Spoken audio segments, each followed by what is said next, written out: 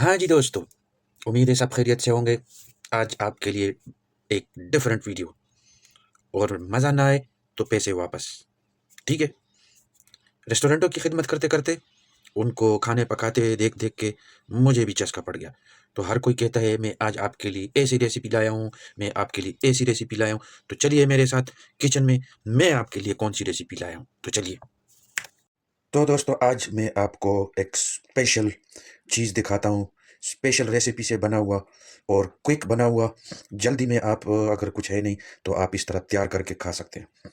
इसमें आप पहले देखें, थोड़ा-सा धनिया है, 1 टेबलस्पून धनिया, 2 छोटे टुकड़े उबले हुए आलू, ये भी सालन में उबले हुए हैं, यानी पानी में नहीं उबले, ठीक है? और फिर 1 हरी मिर्ची, थोड़ा-सा जीरा, और ये थोड़ा-सा प्याज़ है, इसके ये आप पीस देख सकते हैं। और ये एक सलाद वाली मीठी स्वीट चिली पेपर, और यहाँ पर है योगर्ट, और ये योगर्ट एंड मिंट सॉस और केचप। अभी हमने आलू को मैश करके और ग्रीन चिली को छोटा-छोटा काट के, और साथ में हरा धनिया और भी छोटा बारीक करके, साथ में प्याज़ भी काट के, और सलाद वाली जो स्वीट चिली पेपर है, वो भी। ये सब हमने मिक्स करना है इसके अंदर। फिर आगे चल के मैं आपको दिखाता हूँ कि और क्या करना है।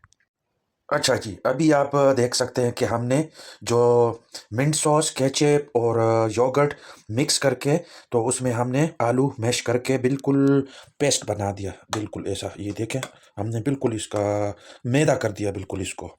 अभी ये जो मीठी मिर्ची है, ये सलाद में खाने वाली बिल्कुल गाजर के जैसे मीठी है।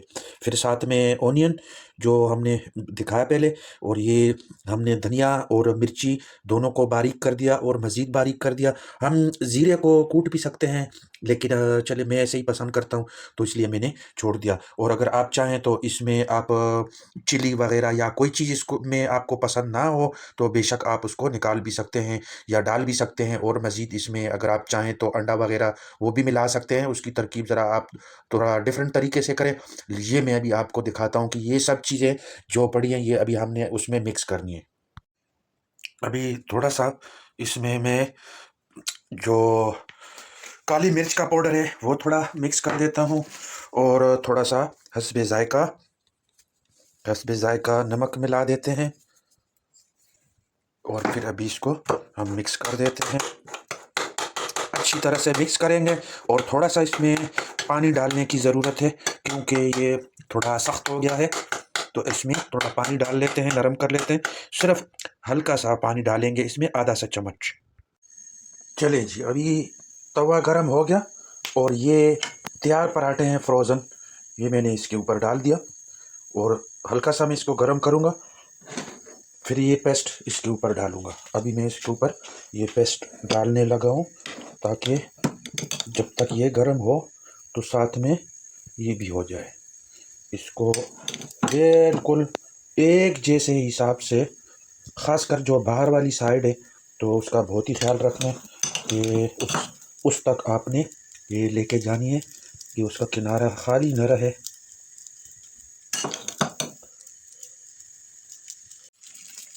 ये हमारा डिश तैयार हो रहा है। अभी इसके ऊपर एक और पराठा डाल देते हैं, अच्छी तरह से देखभाल के कि वो आग हल्की कर दूं ताकि ये जले ना। भी इसको बनाना है हल्के आंच पे। एक बार मैंने इसको उल्टा दिया,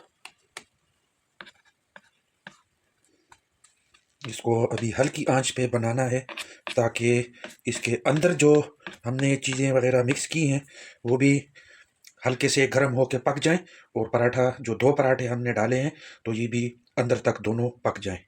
इसको भी थोड़ा टाइम देंगे, आराम से पकाएंगे। हमने छोटे बर्नर पे और हल्की आंच पे रखा है। मैं आपको दिखा दूं, ये देखें कितनी हल्की आंच है। इसको आराम आराम से पकाएंगे, और मेक श्योर करेंगे कि पराठा बाहर से क्रिस्पी हो, जला हुआ भी नहीं होना चाहिए, और लाल होना चाहिए, क्रिस्पी होना चाहिए। तो जनाब हल्की आंच पे अभी हमारा ब्रेड रेडी है, इसको डाल देते हैं इधर। ले जी, हमारा डिश तैयार है, ज़बरदस्त किस्म का। ये देखें आप, इसके अंदर इसकी जो क्रस्ट है, तो ये आपको नज़र आ रहा है, देखें। अभी इसको टेस्ट करते हैं।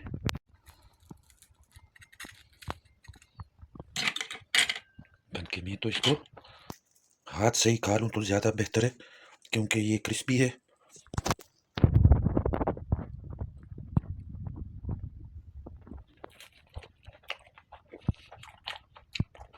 واہ، زبردست. ٹرائی ضرور کیجیے گا دوستو، بہت زبردست ہے. صرف بننے میں جو ٹائم لگتا ہے وہی ہے، اور ذائقہ آپ کے اپنے حساب سے.